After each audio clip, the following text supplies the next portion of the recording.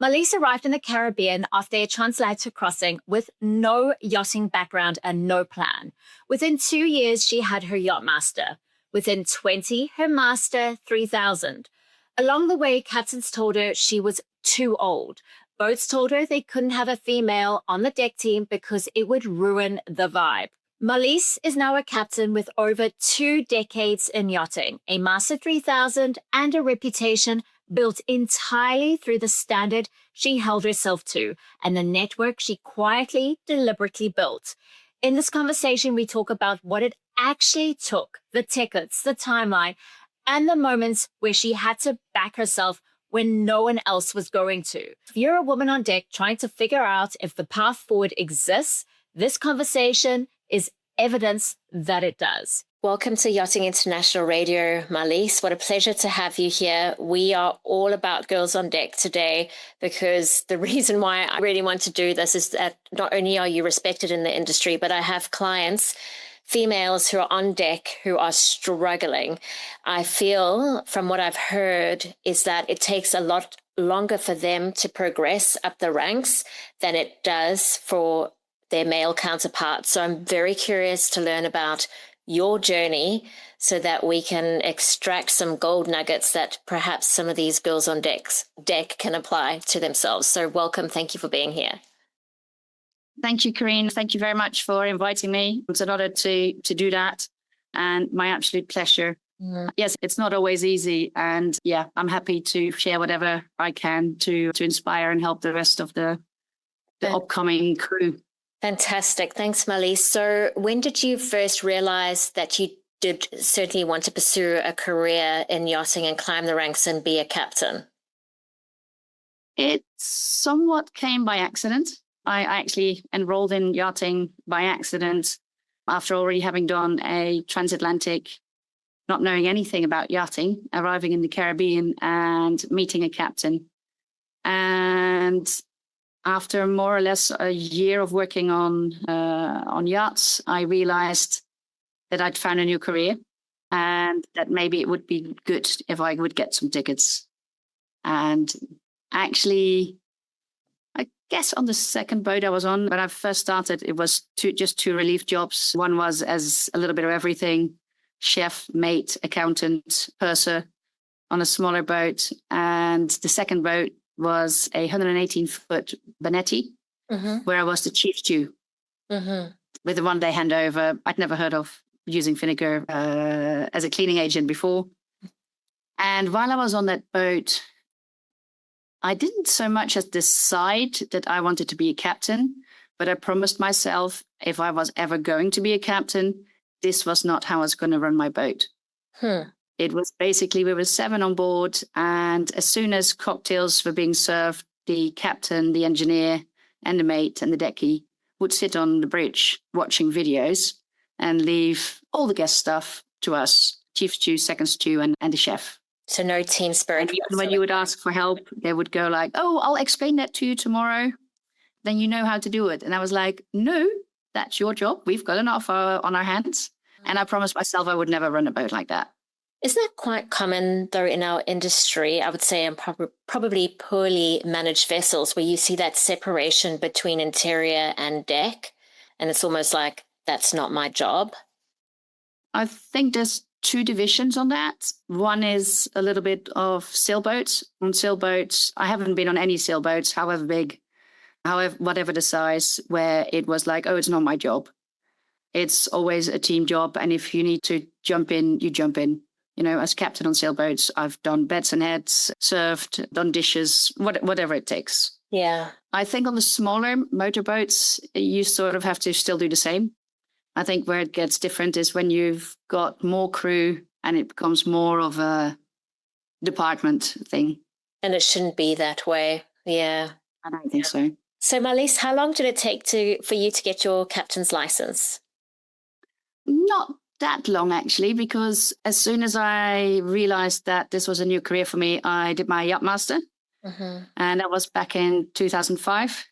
I'd done 2 transatlantics by then, lots of sailing. I'd had a year in the industry, but on smaller boats, sailing yachts.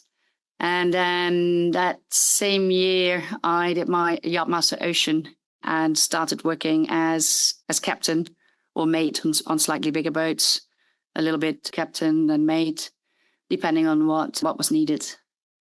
And that was back in 2006. And then 5 years later, in early 2011, I thought it was a good idea to do my MCA 200, so my Master 200 MCA.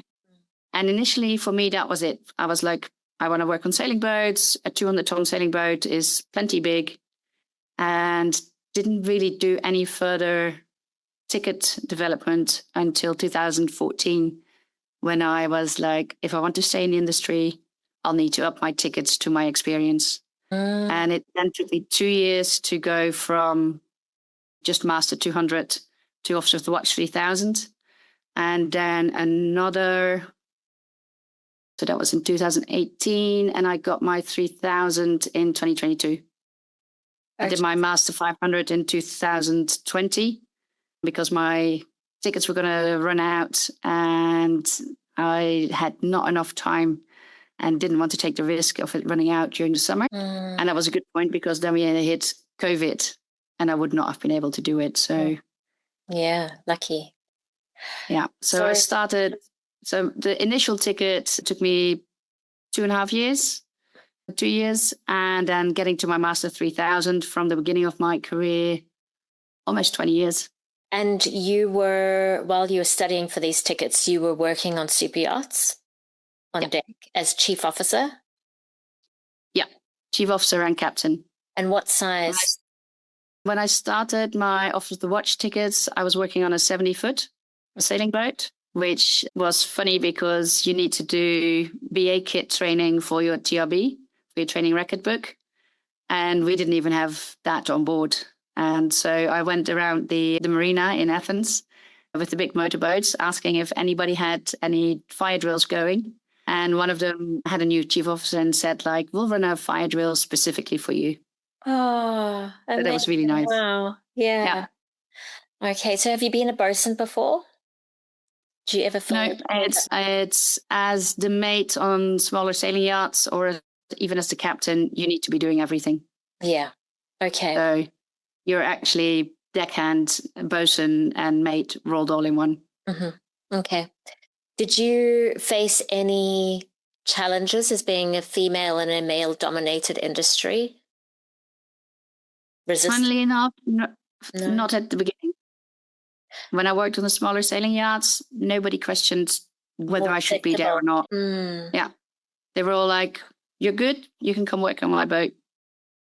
And it wasn't until sort of 2016 when I started looking for bigger boats where I got people telling me that I was either too old or that they couldn't possibly have a female on the deck team because that would ruin the vibe.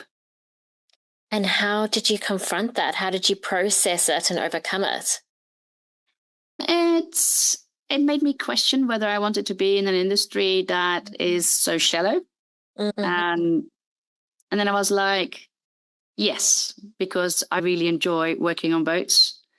Like the saying goes from one of the books, there's nothing quite so fun as, liberally translated, there's nothing quite as fun as pottering about on boats. And I was like, I'll just have to make sure that whatever I can do to make it different, I can do.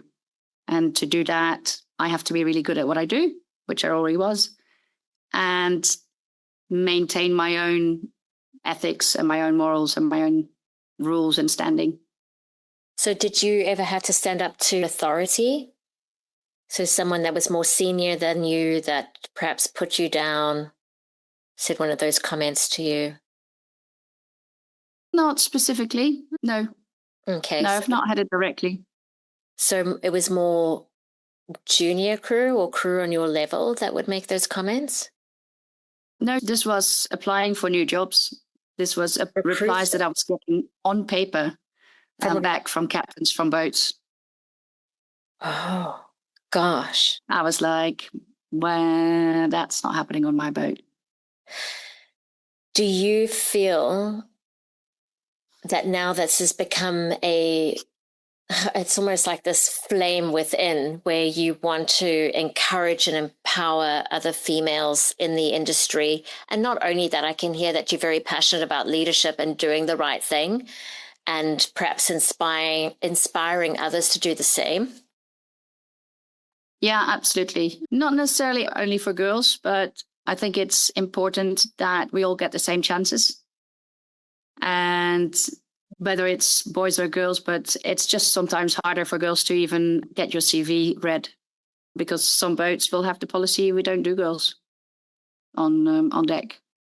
What are they losing out on when they don't hire someone who is more than competent, but just simply female? They lose out on a different perspective. They lose out on an amazing crew member, because generally to get where they are, they've had to work twice as hard and so be twice as good. And just diversity. It's just a different point of view. And I've noticed especially with bigger deck teams on motorboats, but also on sailing boats, if you've got a girl in the team, it sort of edges the boys on a little bit. Mm-hmm. They become better themselves because you don't want to lose out to a girl, obviously. So there's a driver of motivation there. So what would you say to not only these captains that turned you down because you were female, but the industry at large? Where are we now, and where would you like to see ourselves as an industry in terms of equality, gender equality? I think a lot of it is out of fear. Some of it is out of laziness or not wanting any hassle. A lot of the time you see due to cabin arrangements.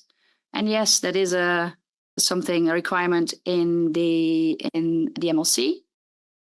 But there are also ways that you can deal with that, as long as everybody is aware of it before you get on board and they're all happy with it. There's no issue with it. It's sometimes I get a feeling it's sometimes used as an excuse, and that's a bit of a pity. I think that we should be more open as an industry, not just to gender equality, but to any equality. Absolutely. What would you say to a female crew member who has been turned down because she is female, or she's not progressing up the ranks because she's female and just experiencing that difficulty and let down? What would you say to them? Don't let yourself be discouraged. It might take you longer, but you will make it. Don't let anybody tell you that you can't do it, because you can. I'm living proof of it. And talk to other people about it. See what you can do. Make as many contacts as you can. Don't be shy about yourself. It's something I've had to learn a little bit. I was 20 years in the industry and had a little network, but not very big. And it's important to network. It is, because most of my jobs have come through my network, not through an agency, not through applying for it. So don't be afraid to talk to people. Yeah, great advice. Did you have a mentor yourself as you were climbing up the ranks? Not a mentor as such, not a constant factor, but there's been several people that have been instrumental in me going forward. Mm-hmm. One of them was Mark Smith, who when I was working in St. Martin on smaller boats, said, like, Marlies, you need to get out of here. You need to get on this race and you need to start running racing boats. At the time, I was trying to make it as a racing career. And he spurred me on, and I did get on that race. It was really hard, but I put all my work in it. I knew all the captains on the race. I'd written to all the captains on the race. I went to several regattas in the Caribbean on my own dime to go and see them and let them know, like, if you've got any openings on the race, let me know. And an opening opened up and they called me. And so, yeah, he's been instrumental. There's been several people, Carol Benbrook, who's another female captain, who's been very supporting and helpful. My now husband, and we started working together on a boat. He taught me lots, and he's one of my biggest supporters. He's good enough that we shared captaincy on the 70-foot boat. We would have one of us be the captain one year and the other one would be the captain the next year. So that was quite amazing. Good partnership. Any words that your mentors imparted that stuck with you? Don't rush into anything. Be really good at what you do. Be true to yourself. And always be honest. Love that. Marlies, big question here. What has been your hardest moment as a captain? And what did it teach you, that particular moment?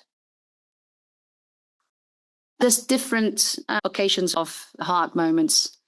I've had a few hard operational moments. We lost our brother mid-Atlantic.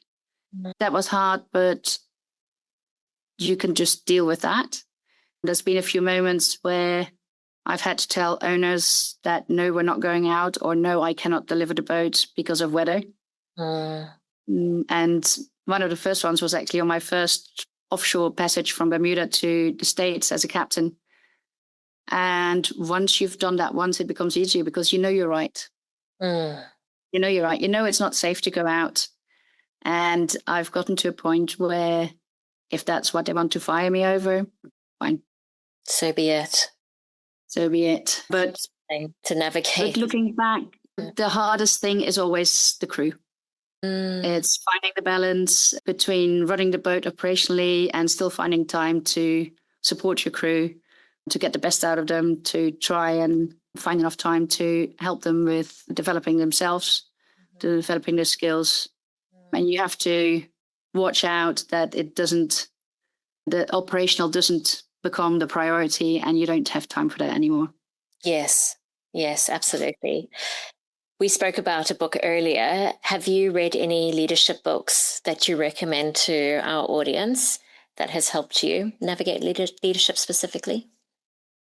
Not so much specific books. It's more like specific people. Simon Sinek, for example. Yes. He's a great guy to listen to. And just general books. Some of it is not been leadership's books, but for example, Andre Agassi's biography hasn't taught me so much about leadership, but how to trust yourself and rely on yourself and how that makes you a better person and therefore a better leader. Yeah, brilliant. Okay, so final piece of reflection. Is there something that you are thinking about planning or currently doing where it's more, I would say, essentially you leaving a legacy behind? Is there anything that you would like to give back to the industry or an impact that you would like to make? I would just like that people get inspired by what I do, and that because you can dream big, and when you can dream it, you can do it. But it's so much easier to have the dream if you can see it. And I'm a firm believer in Maya Angelou's, you can't be what you can't see. And if just me being out there and advocating helps anybody, male or female, to continue doing what they want to do and to make a career out of this, that is super fulfilling. That's it.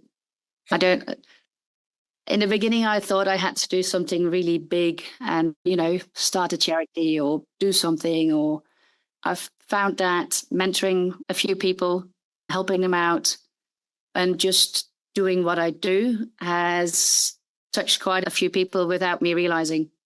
This last Palmer Boat Show, I spoke to a fellow captain who has a female mate on board, and he knew me. And I was like, okay.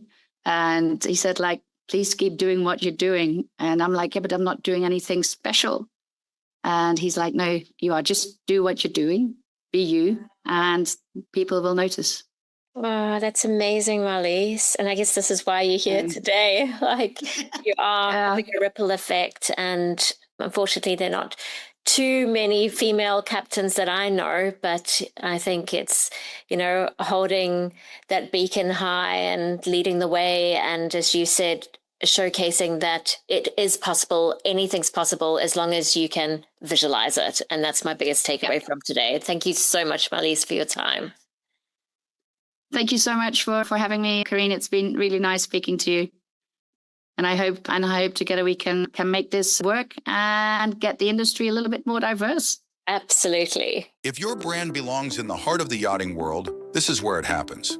Yachting International Radio reaches over 1 million yachting professionals and enthusiasts every month, with 77 million impressions, 220,000 social followers, and 74,000 podcast subscribers.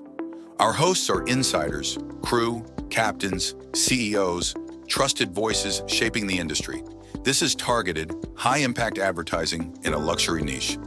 Visit yachtinginternationalradio.com/advertise. Your audience is already listening.